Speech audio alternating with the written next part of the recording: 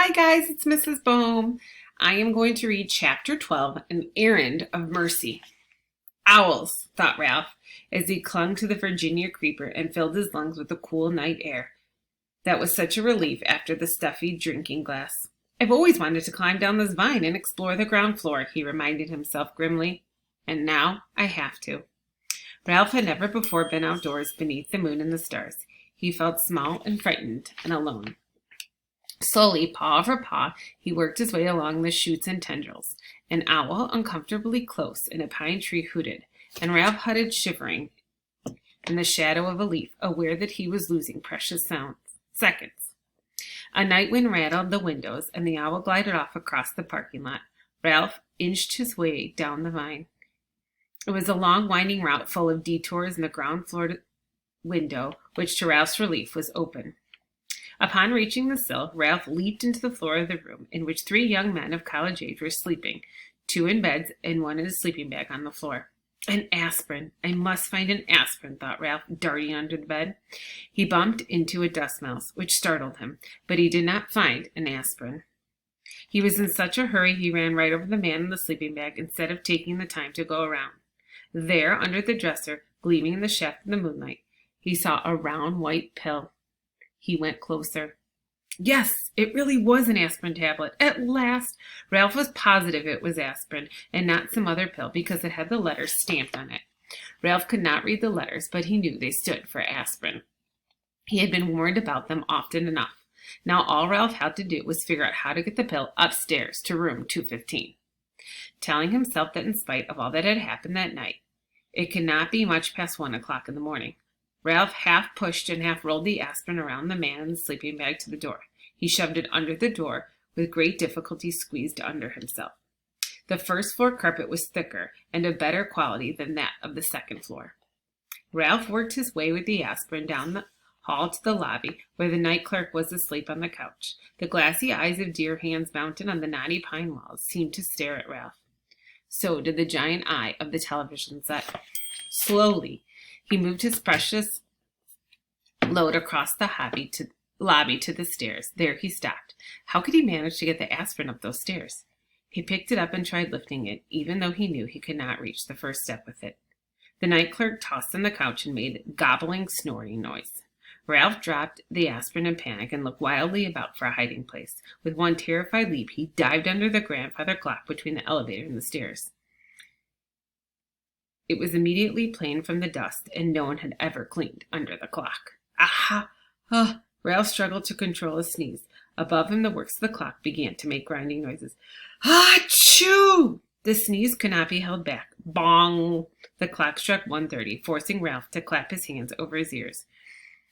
How his famous ancestors, the one that ran up the clock, Hickory-Dickory-Dock, stood the racket, he did not know. Peeking out, Ralph discovered the night clerk had slept soundly through the din, so he ventured out from under the clock to continue his struggle with the aspirin tablet. And there's a picture of Ralph and the clock. Kind of hard to see, but since carrying the pill up the stairs was impossible, Ralph had to find another way. The elevator. Ridiculous. A mouse could not run an elevator. Then, quite unexpectedly, a whole plan of action popped into his mind. Ralph had a genuine inspiration. First, he rolled the aspirin to a safe place behind the ashtray stand behind the elevator. Then, empty-pawed, he climbed the stairs to the second floor and ran down the hall to room 215, where he squeezed under the door. Keith was still half awake, his eyes glinting with fever under the heavy lids. Psst, said Ralph. I found an aspirin for you. Murmured Keith. An aspirin tablet. I found an aspirin. Where is it? Keith was more awake now. Down on the first floor. Oh, Keith was obviously disappointed. Now wait, said Ralph. I can get it up here, but I've got to have some help. You'll have to let me take your sports car. You're too young, mumbled Keith. I am not. And it was true that Ralph felt very much older than when he had lost the motorcycle. Come on, you need that aspirin, don't you? You already lost my motorcycle. Oh, come on. Ralph was growing more impatient as he felt the night slipping by. If you won't let me take the sports car, will you let me take an ambulance? I guess so. Keith did not feel equal in arguing with a determined mouse. He picked up the ambulance from beside the bedside table and set it on the floor. Here. One more thing, said Ralph anxiously. Do you think you could manage to open the door for me? I know you feel terrible, but it's the last thing I'll ask. Honest. And I promise I'll have the aspirin up here in no time. Keith sighed, but he slid his feet out from under the sheet and, hanging to the bedside table, reached over and opened the door.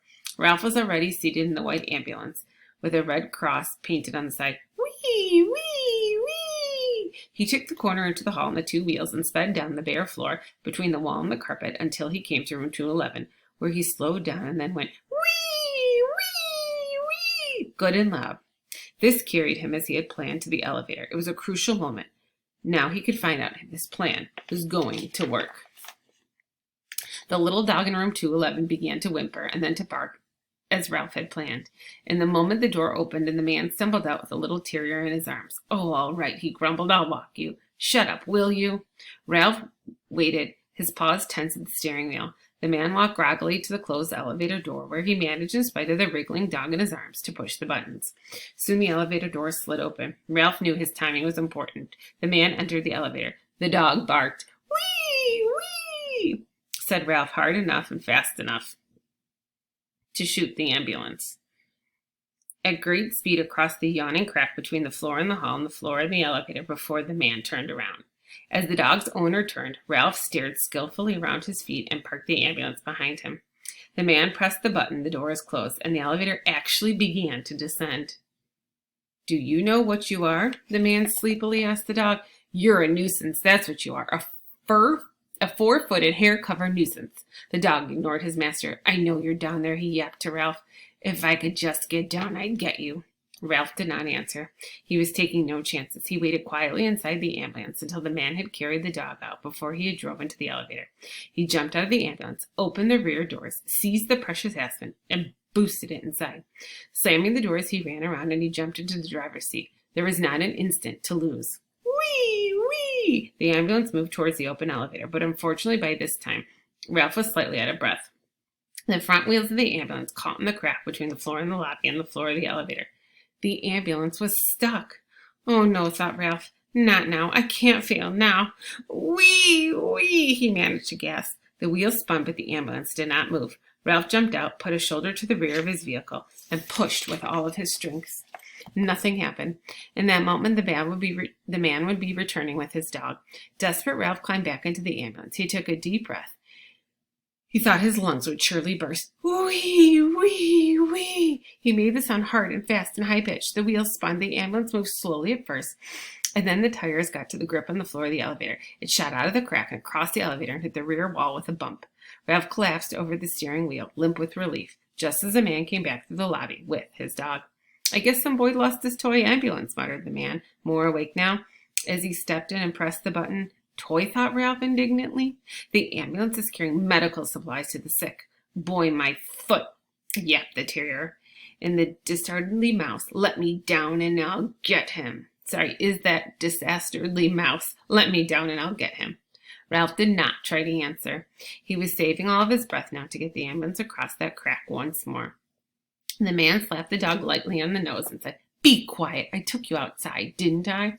Fortunately, the elevator door stayed open behind the man as he walked out, so Ralph had no trouble driving the ambulance out and down to the hall to room 215. The door had blown shut, but he did not care. He jumped out of the ambulance and ran around the back where he unloaded the aspirin, shoved it under the bedroom door, and squeezed under after it. Hey, Keith, I've got it! Ralph was filled with triumph. I brought you an aspirin! And that concludes Chapter 12.